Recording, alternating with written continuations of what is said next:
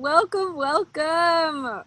Welcome to the Zoom room. I am admitting all the beautiful people in the world.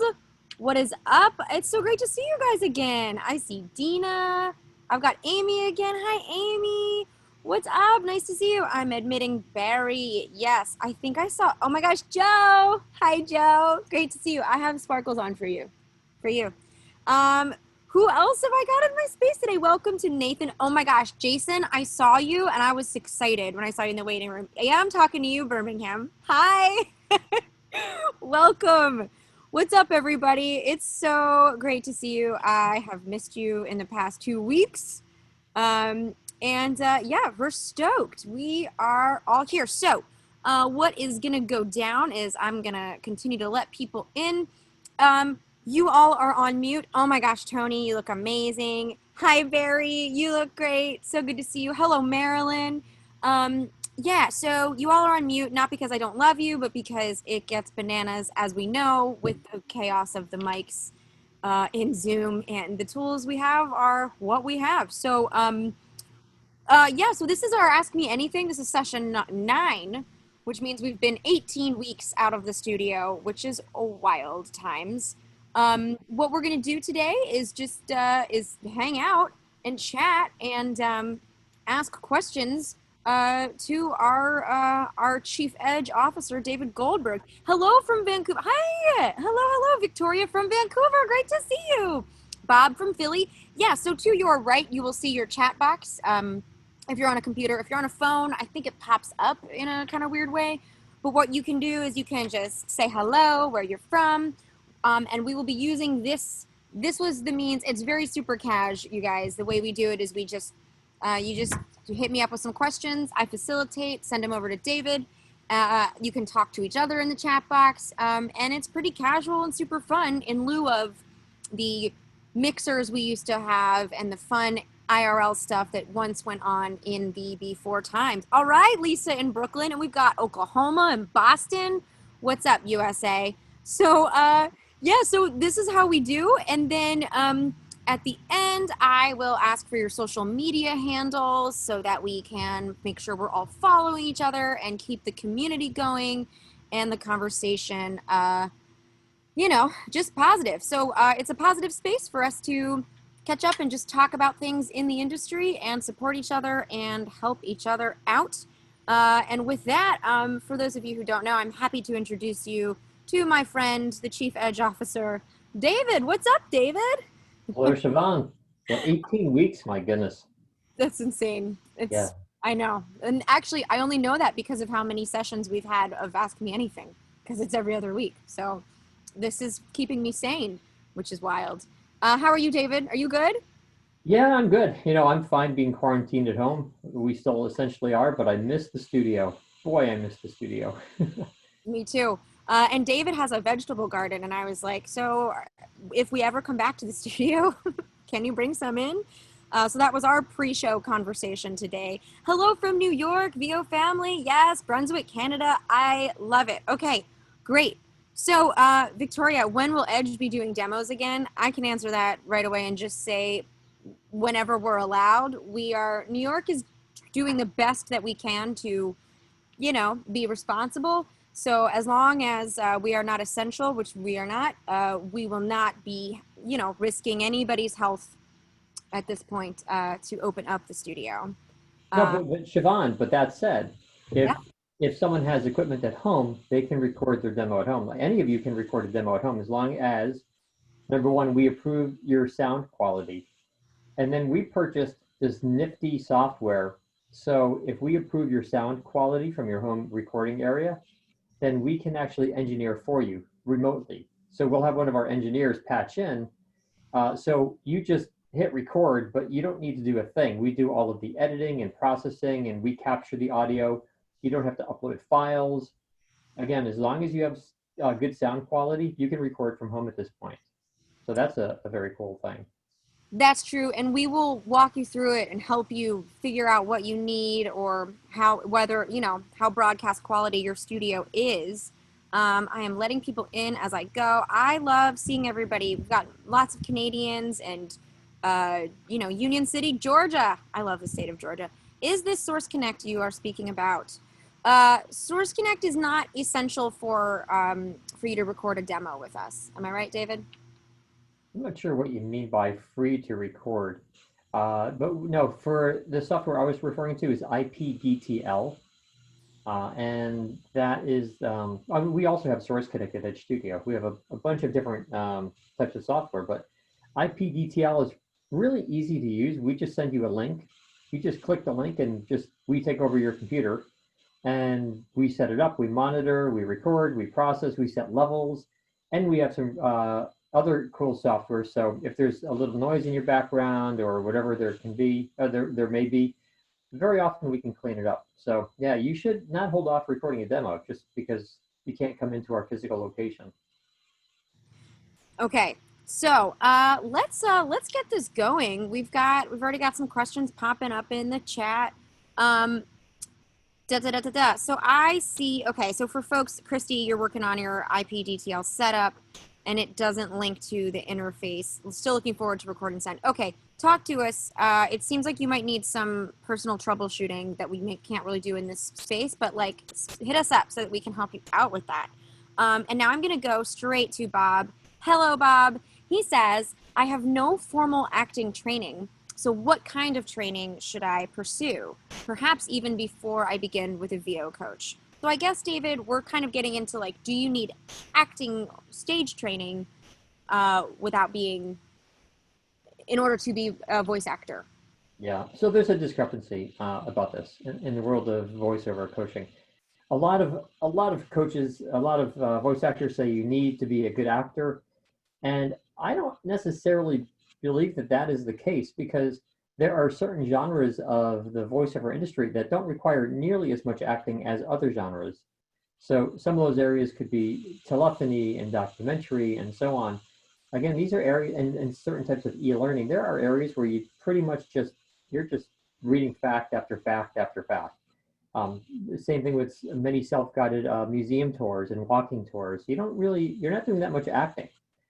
That said, if you want to get into commercial work, audiobook work, animation work, these genres of voiceover require a ridiculous amount of good acting ability. And if you want to take acting lessons, that's fine, but be very specific, be very careful as to what type of acting lessons you take. So you would never want to take stage acting, for example, because stage acting teaches you how to project your voice. And that is one of the last things you'd ever want to do as a voice actor. So voiceover is, with respect to acting, it's more closely related to film acting. So if anything, again, take film acting course rather than stage. Ad-libbing is also really good, like taking an improv class can be helpful. All that said, I feel like you're putting the cart before the horse. If you have no experience in voiceover, I would first get an evaluation. Like, why go through the work and time and spending money on acting training and or voiceover training if you don't even know if you have the ability? So, you know, come in and we'll give you an evaluation. I mean, there's a cost to it, but it's very minimal. And if you don't have the ability to do this, we'll let you know. And if you have the ability, we'll formulate a plan for you. I came into voiceover from acting, and I don't know if like Jazz Hands, if some other folks have done that as well, but I feel like there was a different, yeah, like a different learning curve of like, oh wow, I'm used to memorizing text and then Yeah. just performing it, and now that I'm reading it, suddenly I forget where to breathe and like using my commas, and it's kind of a whole other skill set. Right. So there are two very different practices that certainly lend to each other, but I think a lot of stage actors are like, oh, voiceover, that's easy, and they're so wrong. I was just So wanted wrong. to say one quick thing because I'm coming from an acting background as well. You know, when you're acting on stage or like, you know, TV or whatever, you have the benefit of people seeing you, you have the benefit of using props. But like with voiceover, it's really just your voice that's selling whatever the script is. So that I think poses its own challenge, I would assume. Absolutely. Also, hi Spencer, you look great today. Yeah, Thank so you. Bob, I hope that that's helpful in terms of like approaching this practice. I've also got from Mary Ann. Hello, Mary Ann. Okay, what is the best choice to learn? This is a big debate. Lots of opinions are going to happen here. I kind of know what David's going to say. David, Audacity or Reaper? What should Marianne use? I can't answer that question. I think you know the answer to that. Yeah, you're right, Siobhan. It's a personal choice. They both do the same thing. They just do it differently, you know? Should you buy a Honda or a Toyota, you know? Just see which one fits you better. And that's really it. Reaper does have some added benefits that make it great for audiobooks. But every piece of software out there, from GarageBand through Audacity through Pro Tools, has different features. But again, they all do the same thing and they all work really well. So do the test trial runs and see which one you feel more comfortable with. The optimally, you go with something that's more popular in voiceover, just so you can get help more readily available. So help is more readily available. You can find classes on using the software, and so if you go with some unknown software somewhere, it will be hard to get. It may be hard to get help, but yeah, all the programs you mentioned, both programs are very good and very popular in our industry. And I just wrote in the chat, like folks can let Marianne know in the chat what your feelings are on these two programs. From Spencer, who we just heard from, and this is kind of this is an interesting conversation. David, what are your thoughts on the state of the industry during the age of the Rona virus? Assuming much of the work is done remotely, how often are voice actors booked for gigs at the moment? Most of us are not seeing a slowdown at all. We've been actually quite busy. As jobs are still coming in, production jobs, casting jobs, but not just our studio, but other studios as well that I know. I know owners from many other studios, and we all sort of have been keeping in very close touch with each other. A lot of the voice actors we hire are still busy. And now, certainly there was a slowdown when the whole pandemic began. I mean, the first week that we shut down, that we were mandated to shut down our studios in New York City, uh, I mean, the phone didn't ring at all. And I think that it was probably the case for many voice actors, like the world came to a standstill. But over the next month and a half or so, things picked up to just about where they had been. So from my perspective, things are running well. Now, keep in mind also that it's summer and production generally is slower in summer. So if you're seeing a shift downward, a 10-20% slower shift right now, that might just be because it's summer. So, but I think the outlook looks good. I don't see any signs of this industry slowing down. So I think all is okay. I hope. Okay, so this is a question, David. The best mic to use for Zoom. Yeah, there we go again. The best car to drive. You know, there are so many variables, guys. You can't answer a question like what microphone is best. There are just so many things to consider. So when it comes to a microphone, and this has come up, Siobhan, probably every Ask Me Anything session that we've had, all 9 of them so far. When it comes to choosing a microphone, you need to consider how the microphone reacts to your voice, because different microphones will react differently to different voices. So what sounds good on one person won't necessarily sound good on someone else. Just like jeans, you know, one person may find that Levi's fits them better, and someone else finds that Levi's doesn't fit them that well. You buy a microphone also based upon the genre of voiceover that you're recording. So in other words, some genres have certain types of microphones that are more commonly expected, or the sound quality is more commonly expected. And most importantly, you buy a microphone based upon the acoustics of your recording area. All that said, if you're just using a microphone for Zoom, just to have meetings like this where you're not really chatting that much, or family time meetings, then buy like a $50 snowball or cheap webcam, because then you don't need quality. But if you're looking to record yourself, then you need a better microphone than that. But there are some USB microphones out right now for about $200 or so that sound fantastic, like really, really superb. Yeah, it's the kind of thing where people can put in the chat like the kinds of mics they use, but there's so many, and different people might have a different experience with one over the other. To that end, this is a kind of specific question, David, about mics. With the Chaotica Eyeball Neumann, right, 103, is an additional pop filter redundant? There's no way to answer without hearing your voice. So the Neumann 103, TLM 103 mic is a great mic. And most voice actors will pop at some point or another. If someone doesn't know what popping is, you can put that in the chat box and I'll explain. So most voice actors will use a pop filter when they record. The chaotic eyeball, which we don't use at the studio, but some people swear by it and some people swear against it. And I've heard tests, by the way, that go either direction. I've heard sometimes it sounds better with the eyeball being used, sometimes not as good. That said, it can sort of act like a popper stopper, and that's terrific. So if you are using the chaotic eyeball and it doesn't eliminate popping, well, then you need a second a second popper stopper. But you also should be able to control your popping, right? You can control it by not having as much air come out of your voice. You can also control it by stepping back a little bit from the microphone, and sometimes that does it all. I'm one to always think that the less stuff you have, the better, the more clean the audio. So rather than popping your P's and then having, let me say it differently, rather than popping your P's so badly that you need the eyeball and the separate popper stopper, maybe you should just fix the problem and not pop as much. And then you don't need all that stuff. And all that stuff sort of degrades the sound quality slightly, but it does degrade it. Your voice has to travel through one more thing, which cuts down on the crispness of your voice. So I would first learn how to control your popping. I hope that helps.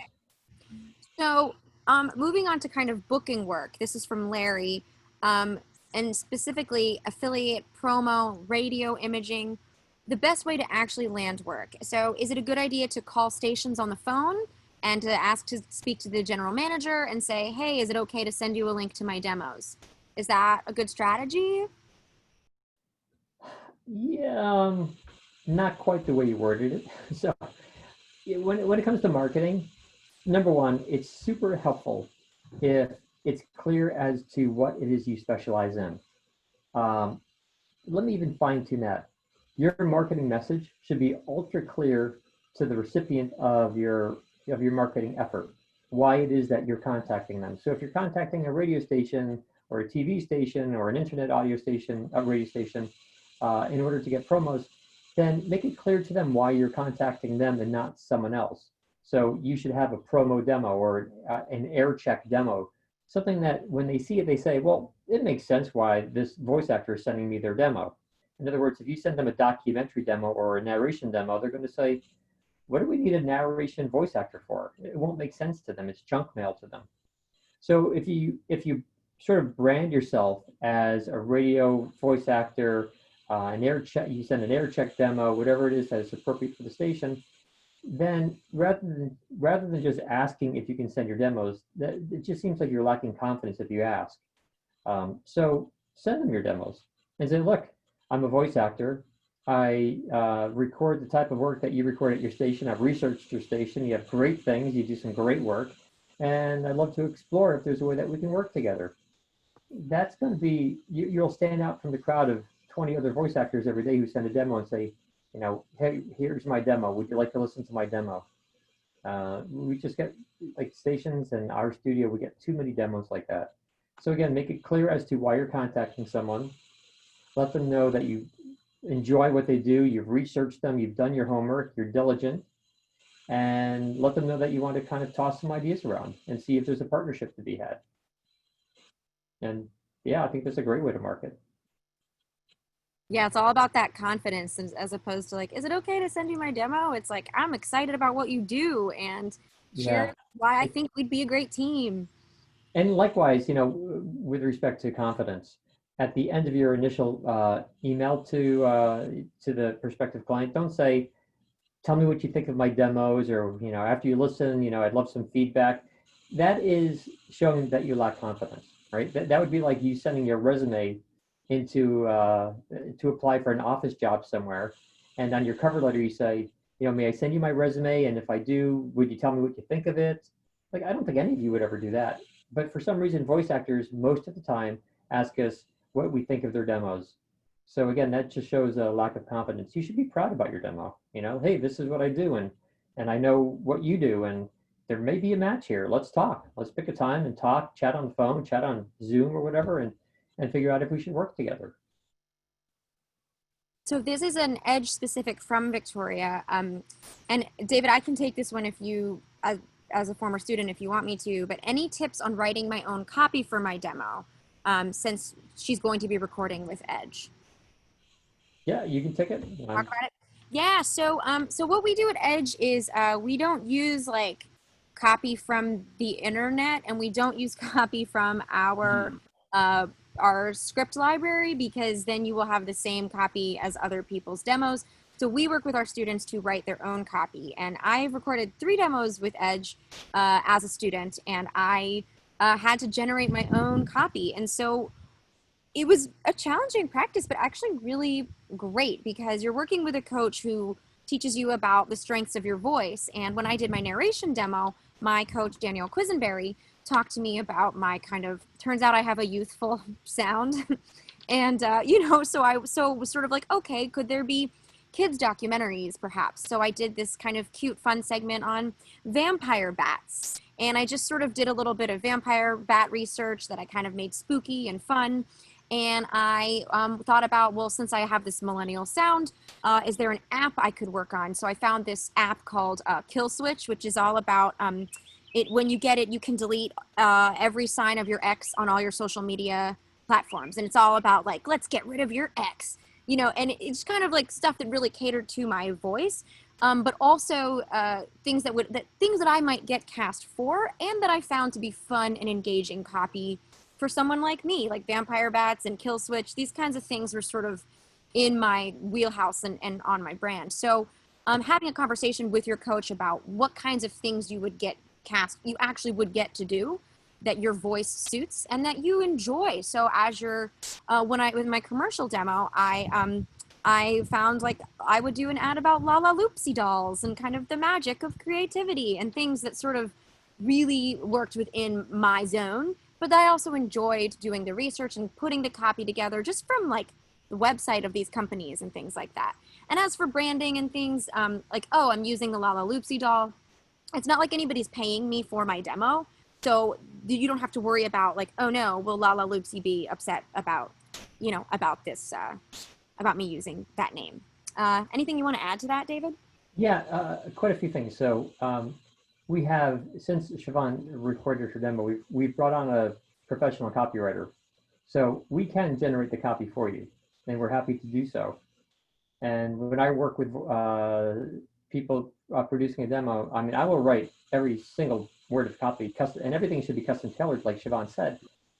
But it's really helpful for us. I'm sorry, let me say this differently. A lot of people are scared about writing copy, and I understand that, because you don't know how to write copy necessarily. You don't have experience in that, in that area. It can be overwhelming, and how do you know you have the right copy? So we will do it. We will use our copywriter, and we can take care of it all for you. But that said, the more sample scripts you bring to us, the more of an idea we get of your likes and dislikes. Because if you talk about things, if you read about things that you personally like, that interest really comes through your voice and is translated to the ears of the casting team. So we will generally ask you to bring some sample scripts. And then we have a whole session dedicated prior to recording a demo called the demo preparation session, in which we go over those scripts and we kind of time them out and make sure that they are right for your voice, that they are marketable, that there's enough variety or the right amount of variety. And it's the more you bring to the table, the more ideas you bring, I find the more marketable the demo comes out. Just because you're participating in the process, and you'll feel good about the demo. You'll feel better about the demo, and you will feel more confident when marketing the demo. So again, you can put all the onus on us. We'll do it all for you. But if you provide some ideas of your likes and dislikes, some sample scripts, that's great as well. We give you, we have 2 PDF documents that kind of walk you through the steps to find these sample scripts, and how to find them, where to find them, and how many to find. And then at the demo preparation session, sometimes someone's sample scripts are great, and sometimes they're not so good, and we scrap them all and start again. But again, we're there, and we kind of we will take the lead on your demos and help you with all of the copy. So don't feel concerned about it if you're not up for the challenge. We're happy to do it for you.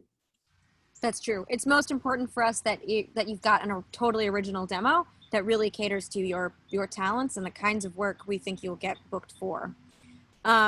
Okay, so I've got a question about from Abundance Infinity, who's saying that they've heard that the line separating union versus non-union work in VO has blurred. Can we expand on that a little bit? Yeah, I don't think it's a true line, but I think a lot of voice actors are jumping on both sides of the line, and that might be what you mean by blurred. A lot of union actors, union voice actors, are taking non-union voice acting work, and you're not supposed to do that, right? You know, when you join the union, you sign an agreement to stick with union work, with with some exceptions. There are some status, a couple of status in the union where you're allowed to do union and non-union work. But that said, yeah, there are people kind of crossing the line. Sometimes there are voice actors who cross the line and use a different name, just so they're not caught, so to speak. And yeah, I don't know. I would strongly encourage anyone who is not in the union at this point and who is getting into voiceover to not join the union up front. You will know if the time is right. If you get enough requests for major jobs where you have to be a union member, then maybe at that point you switch from non-union work to union work. But starting out non-union is generally better. Not always, but generally the smarter way to go. It just depends on the voice actor and your circumstances and your contacts and your strengths and your weaknesses and how you plan on marketing yourself, which is why in these private sessions that we have with every voice actor leading up to a demo, these things are discussed. I mean, no two voice actors are the same, no two goals are the same. You're all different people, and we kind of need to assess what makes sense for you. So coming up with a plan that works for you is really critical to your success. And David, what if you came to VO as a union member? Then assuming that if you come to VO as a union member, that probably suggests that you are union because of something else like acting, stage acting, film acting. And in which case, assuming you want to continue doing that, then you remain a union voice actor as well. And then you go out there for different types of work. And that's fine. There's less work. I feel like every day there's less union work and there's more non-union work. And there's no way to know if that trend continues. It's been going that way for quite some time now. But there's still a lot of union work out there. And there are a lot of high-paying union jobs. So the cool thing about being in the union is you may get fewer jobs, but you make much more money from those fewer jobs. So there are pros and cons to everything. From Anna, I've been doing voiceover work for more than 30 years. The folks I did most of that with have gone out of business, and I'm at a loss for what to do next. I've always worked with a director and an engineer. I've started collecting equipment, but I'm not sure whether I should get an agent or what to do. I've been chasing my tail trying to figure this out. So, what do we recommend? I very rarely will do the sales thing, but I'm going to tell you, Anna, book a session with me. Let me straighten you out. There's so many things that we can talk about, from getting copies of your work and how to market 30 years plus in the industry, putting demos together for you. The fact that you've been doing this for 30 years is unbelievable, and that you can really use that to your advantage in booking new clients. And putting together a home studio is critical, and I can walk you through that.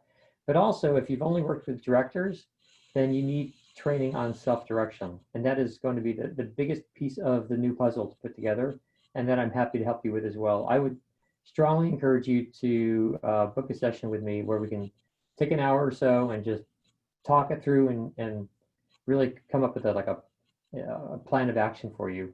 Kind of lay it all out, organize it.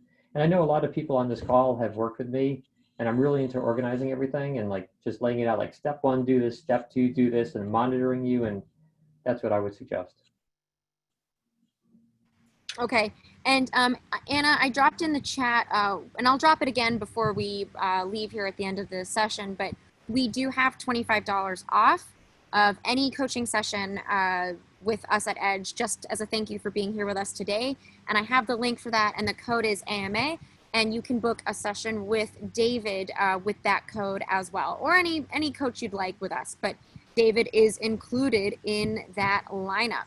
So, okay, this is maybe kind of a practice technique question from Steven. What is the best way to practice and get better at promos and trailers?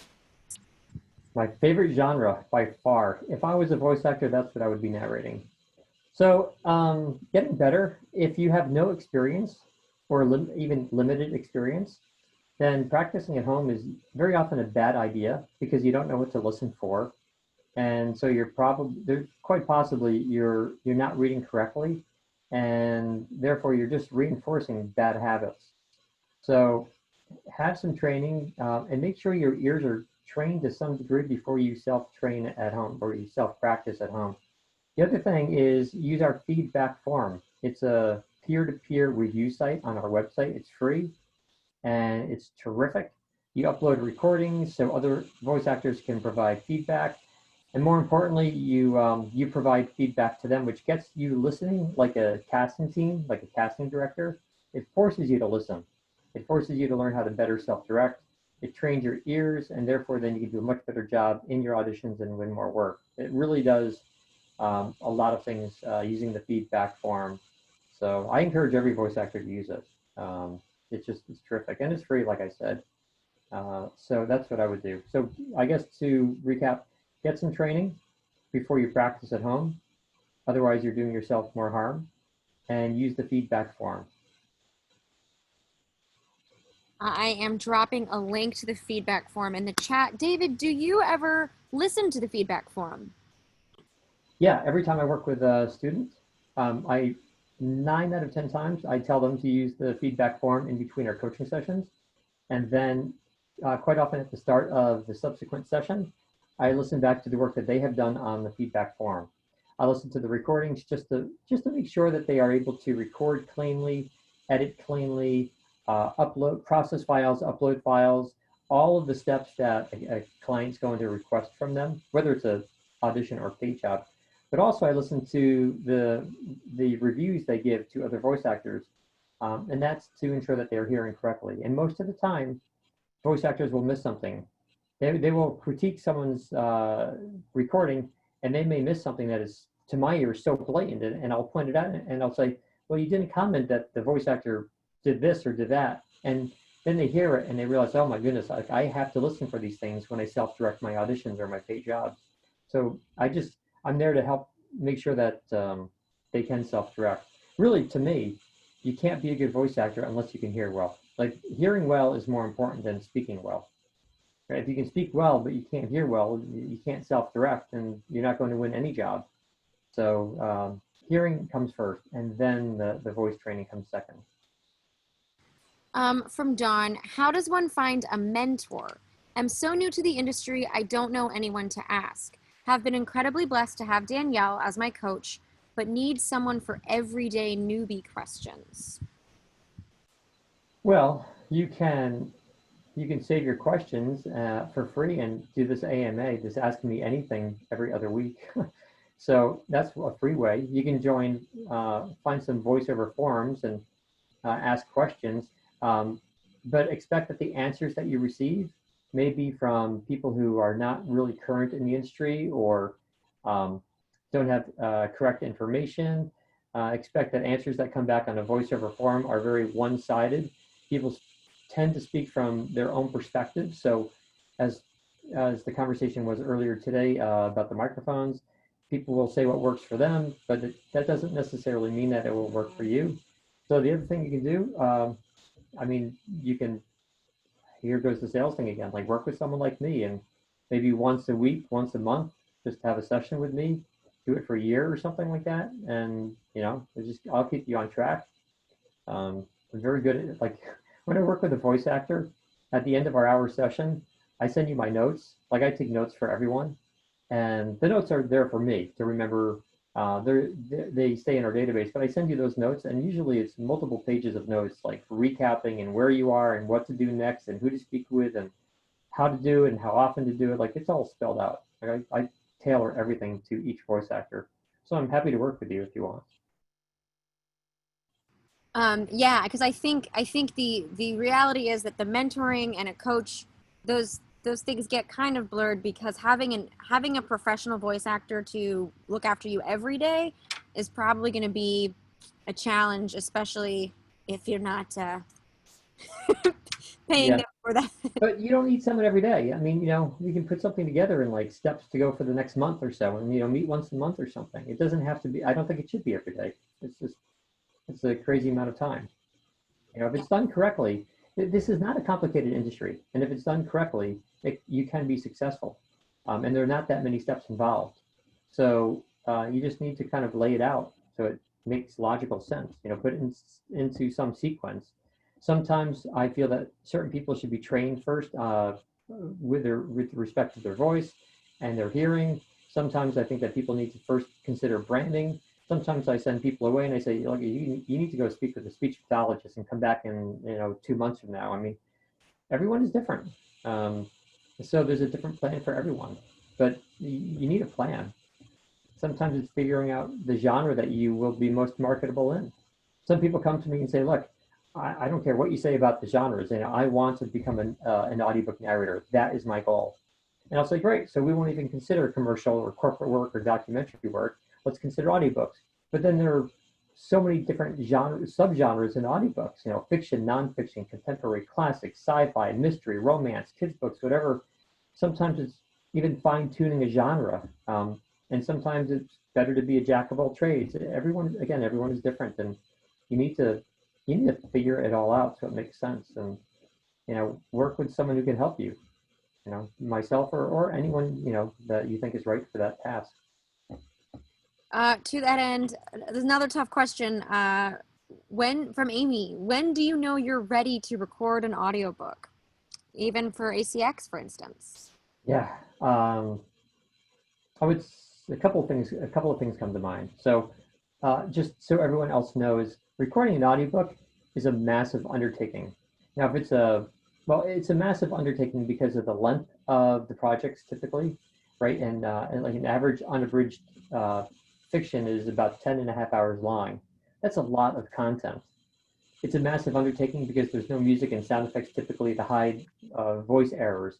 It's a massive undertaking because very often, most of the time, you're doing all of the editing on your own.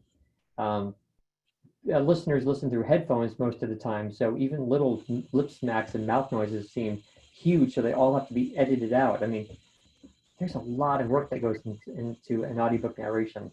So to prepare, I would do a couple of things. I would work with an audiobook specialist. We have a couple here at Edge. One is Carol Monda. She's fabulous. If anyone has worked with Carol, raise your hand. There's also Johnny Heller, who's unbelievable. You can book sessions with them. And I think ultimately you should not record an audiobook until both you and your coach feel that you are ready to do this on your own. So other steps to figure out if you're ready to do it on your own: upload some audiobooks to the feedback forum. Certainly not an entire 10 and a half hour book, but maybe a 5-minute passage. And see how that goes. Put yourself through the paces, see if you're capable of editing. Someone has some noise coming through, and if anyone knows who that is. I'm looking for them. I'm going to get you. Okay, yeah, mute their microphone. Thanks, Siobhan. So, so number one, make sure that you and your coach both feel comfortable, confident that you can do this on your own. Upload some passages to the feedback form and see what kind of response you get. Do some sample reads at home. You may even want to go to, this is funny, I was about to say something that you can't do. I was going to say, go to some local schools and read for the kids, go to the libraries and do the public readings, but that stuff is not happening because of the pandemic. But eventually schools and libraries will open again.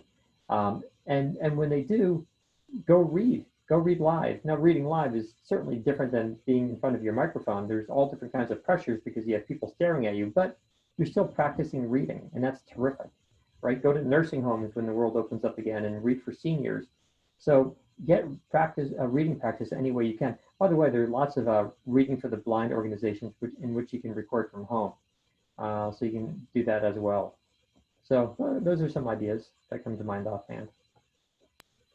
Thank you. And thank you, my friend, I think ended up muting themselves. I appreciate you. Again, I wish we were like hanging out and chatting, but that is not where we are. So, okay, from Beth. Oh, and this is actually, if anybody wants to contribute to this in the chat, that would be helpful.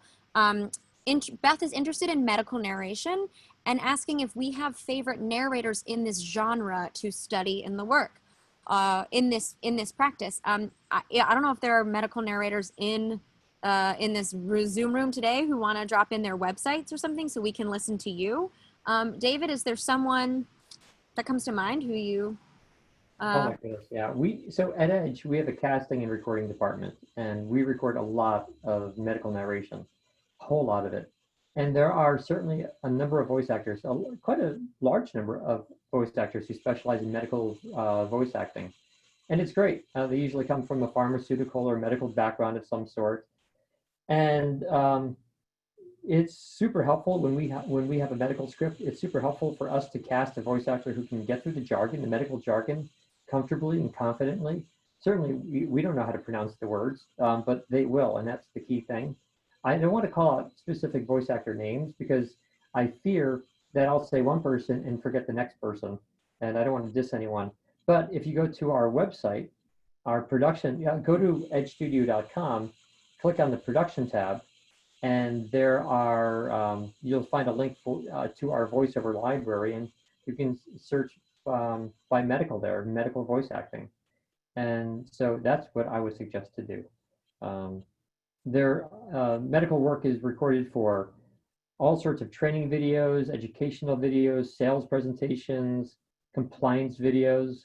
My wife has a good friend, cousin, a very close cousin, they're good friends, who is a nurse, and she was just saying the other day that they have something like 45 hours of medical compliance videos to watch every year alone, just for compliance videos, much less every new piece of medication and equipment comes with multiple training manuals that are all done with voiceover tutorials and so on. This is a big, big field, guys, medical voiceover, which is why lots of voice actors specialize in it.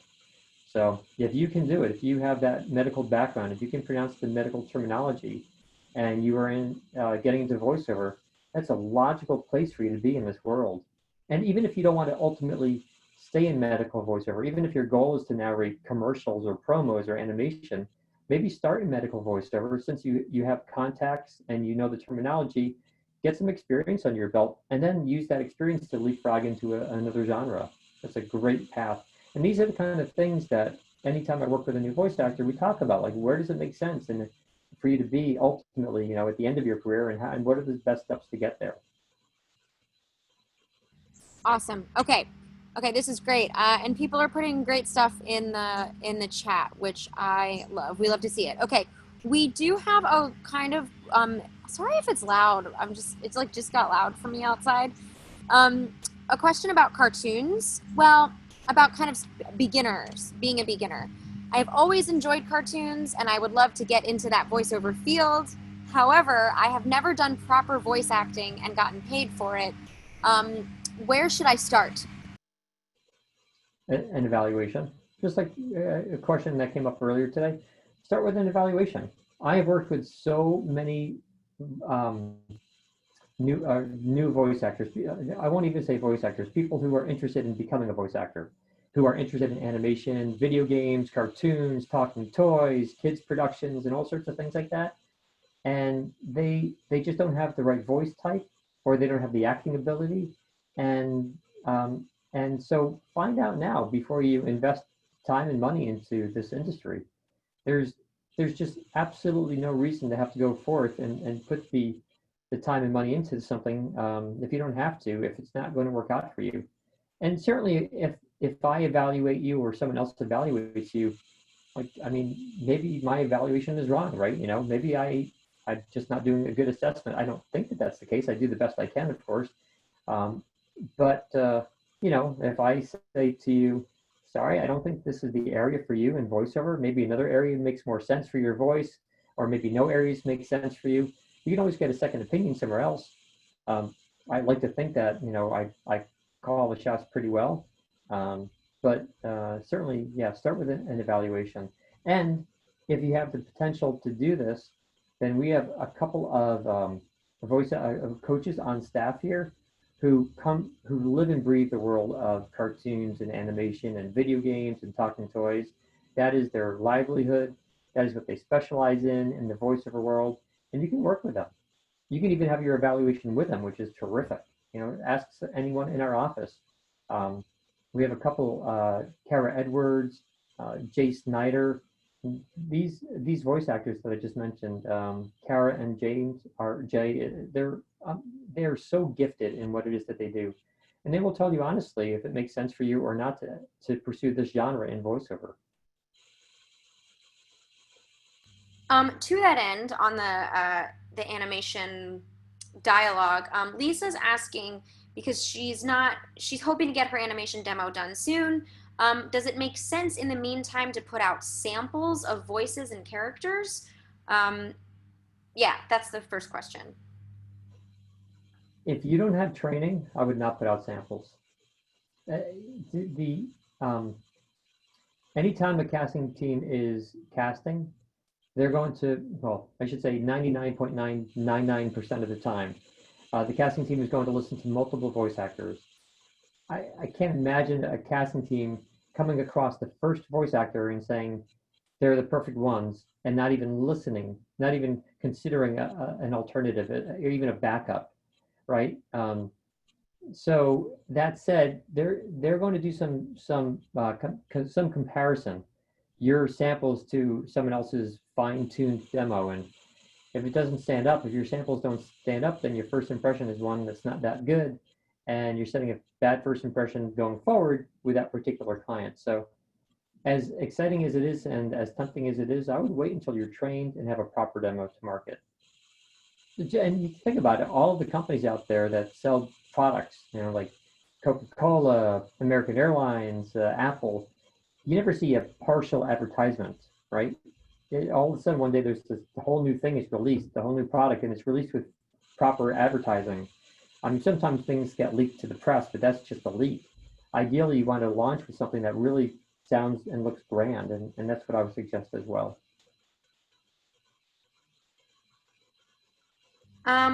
Jill, if you can mute yourself, I'm struggling to mute you, but I think I'm getting interference from you. So love you, but that's our situation. There is questions about from two different folks about seeking representation. So Kia is asking, I guess this is kind of a two-parter, is it wise to join pay-to-play sites as a beginner? And also asking about seeking an agent.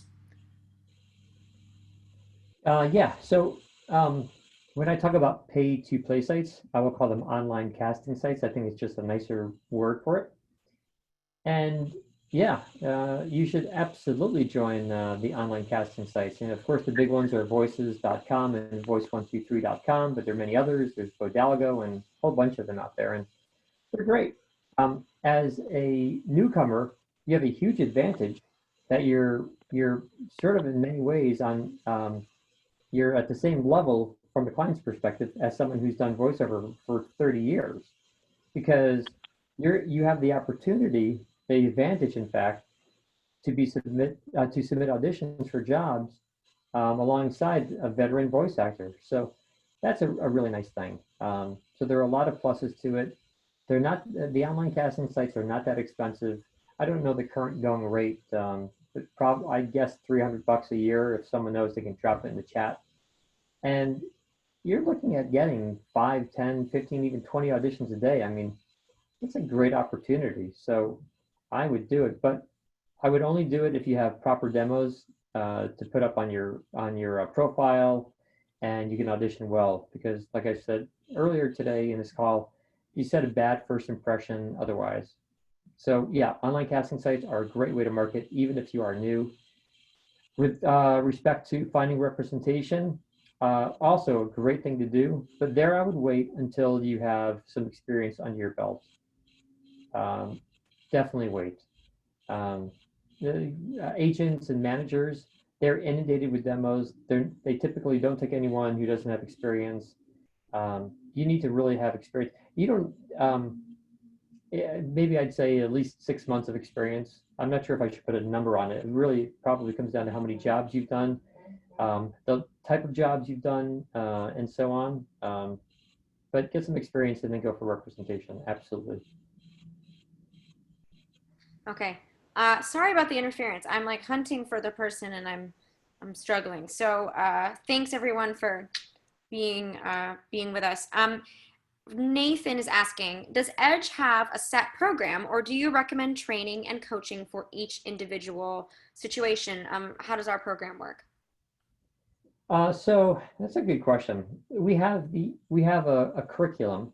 It's sort of like a base foundation curriculum, training sessions, the demo preparation session, the demo recording. I mean, that's all included as part of a package, to use a sort of a cheap name for it. And we have done that because too many voice actors come to us and say, I'd like to record a demo and I don't want to pay for training. And so we just don't want to do that to anyone because most of the time, the person is not ready for a demo.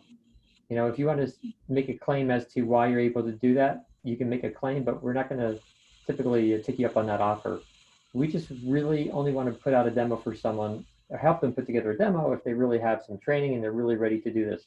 That said, there are all kinds of add-ons you can have, like home studio classes, business classes, finance and bookkeeping classes for running your voiceover business, audition classes, vocal health classes. There are all kinds of classes we have, and you can add on as you would like.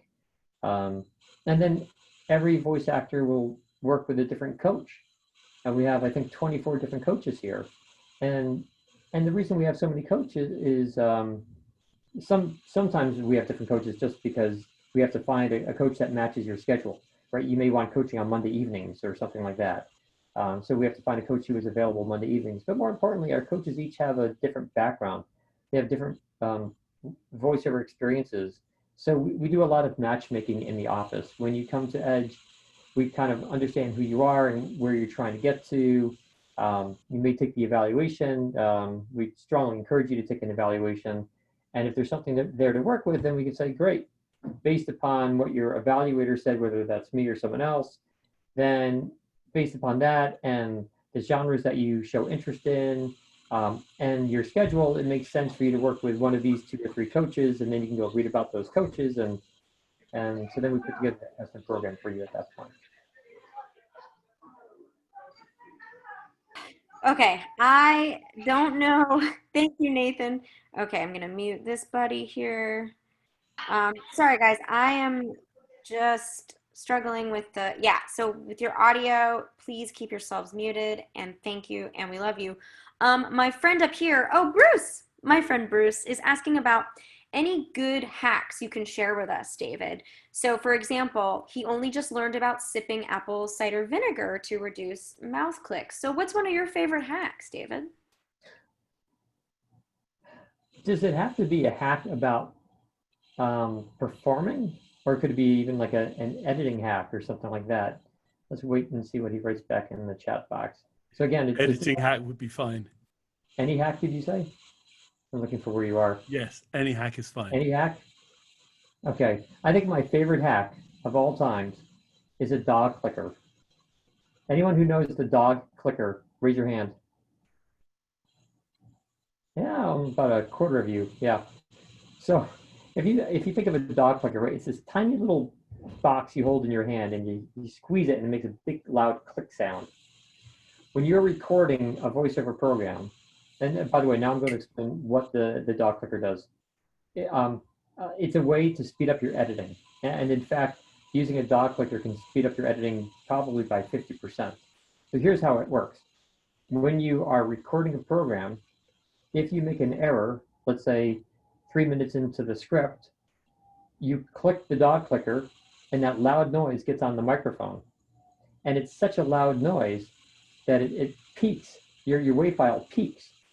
So anyway, you go through this, let's say you're recording an audiobook, you get through your chapter 1 or something like that, or even a couple of chapters one day, and when you're done when you're done recording, then you just look at the WAV file and you see where there's a big spike in the WAV file, and that's where you need to jump to fix an edit.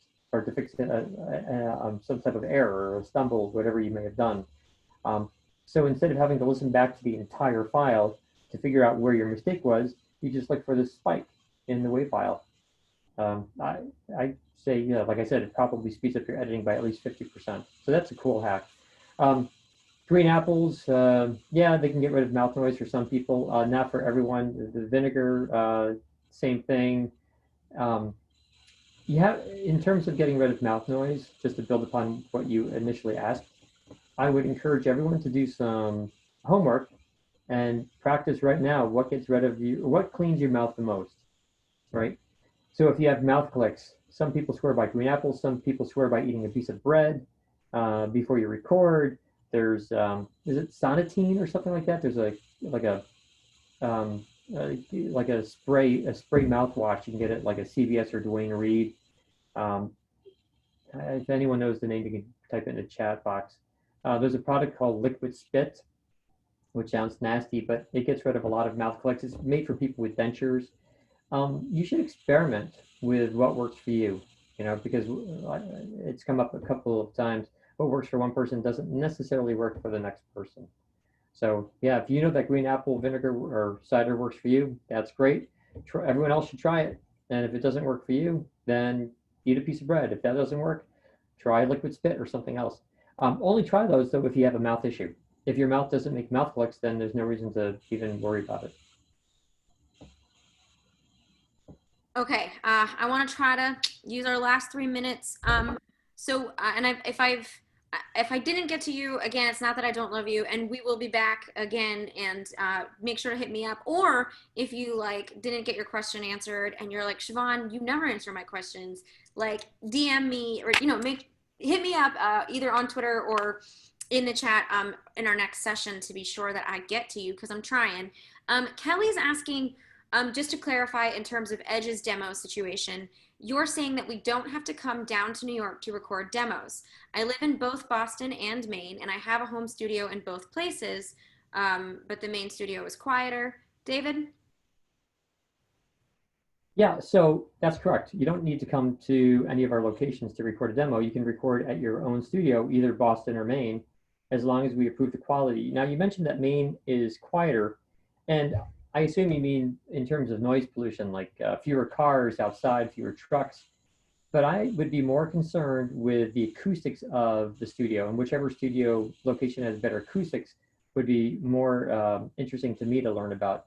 Ideally, you would do a sample recording from both and let us listen to both, and then we can tell you, or at least advise, which studio makes more sense. We feel which studio makes more sense for you.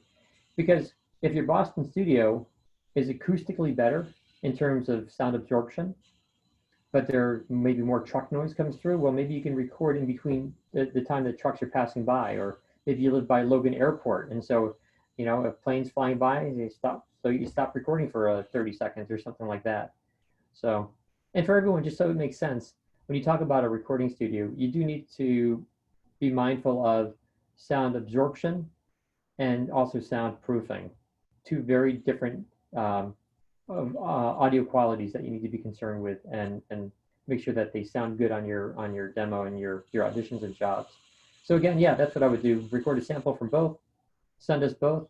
We'll review them and let you know neither are good, both are good, only one is good, which is better, and so on. And then, yeah, record your demo from there, and we'll send you a link that will just link you to IPTTL. And once you're talking into your microphone, in fact, you don't even have to hit record. Your microphone just goes right into our system, and we record on our end. So you do nothing. You just talk into your microphone. Leave all of the recording for us. Processing, editing, everything for us. So this last question from Esther was kind of, I guess, reiterating maybe a little bit of what we talked about before, but about cover letters when you are reaching out for gigs. And we kind of discussed this a little bit with the phone calls that we were talking about before. But David, do you want to kind of distill that one more time? Because someone seconded it when Esther wrote it about cover letters when reaching out. So do you want to just hit it hard one more time for us? Yeah, sure. So just put yourself in the shoes of someone who receives demos from voice actors. What is it that you would want to see? Do you want to get 20 demos when you open, your inbox, and all 20 voice actors say, "Hi, I'm a voice actor. I do voiceover. I do commercials. I do narrations. My demo is attached. I hope you can listen to it. Please let me know what you think of it." You want to get 20 of those? Or would you be more likely to hire or at least be interested in a voice actor who sends you a demo who says, "Hey, I've learned a lot about your company. You put out educational films and they're fabulous. My kids have watched a couple of them in past. They're really good content. And I, as an education voice actor, my demo is attached, and I'd like to find a time. Not I hope to find a time, but rather I want to find a time that we can chat on the phone and discuss if there's maybe a partnership here where you need voice actors clearly, and I supply voiceover, and maybe we should work together.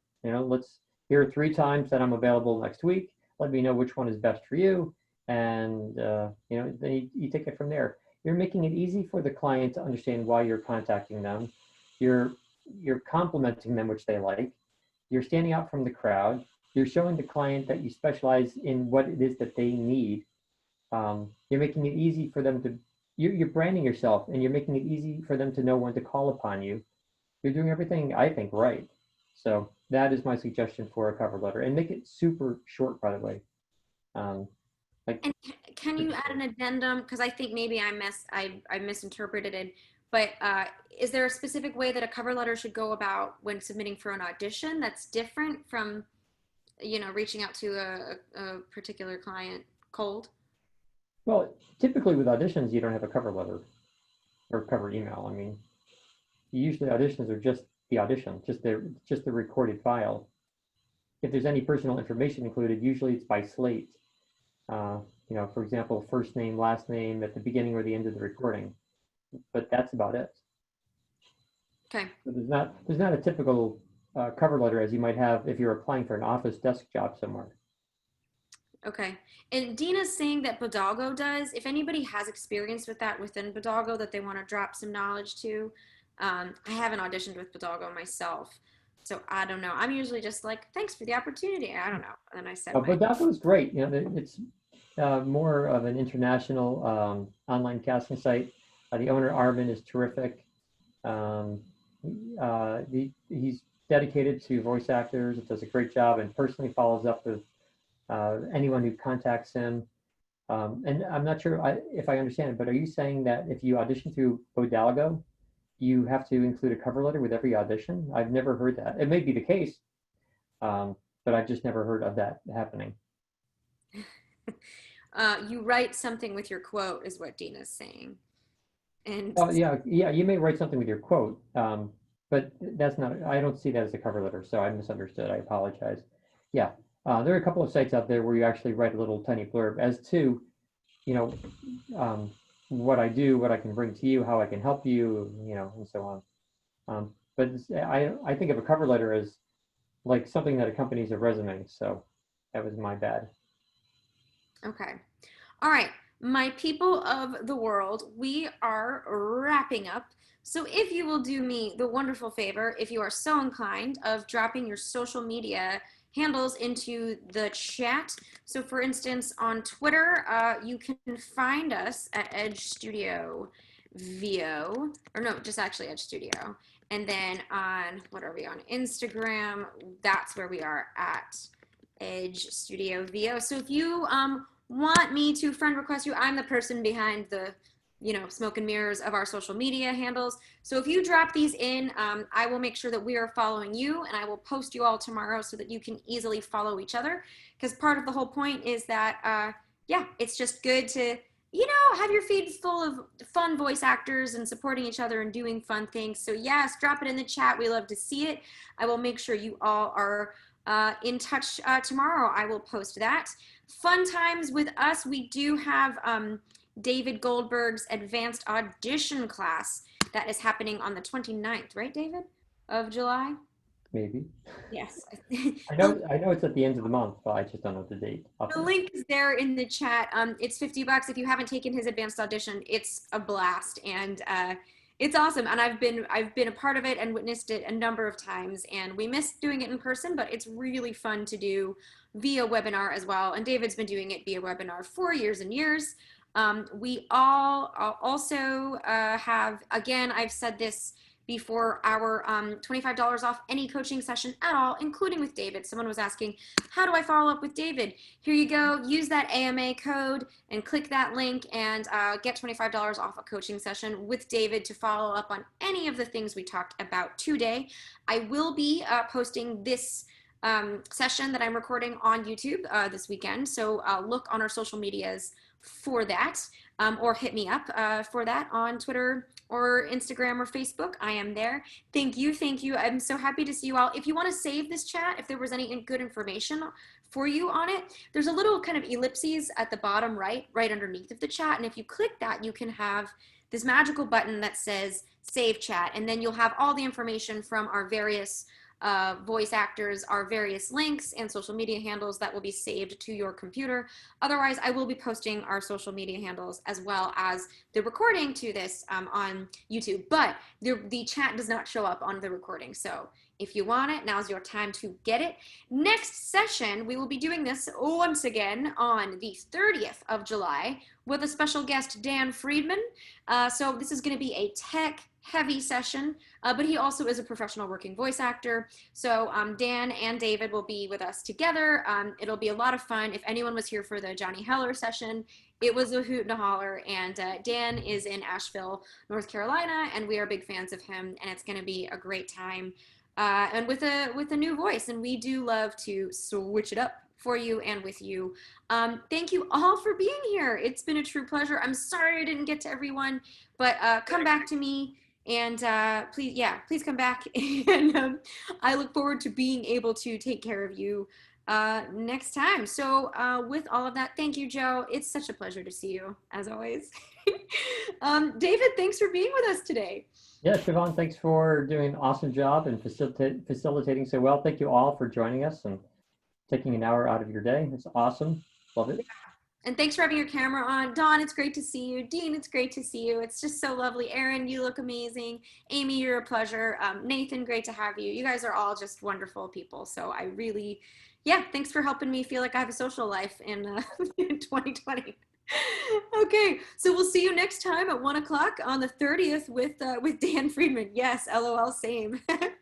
Amazing. Okay, I'm gonna make sure I save this. Thank you, Barry. You're so wonderful.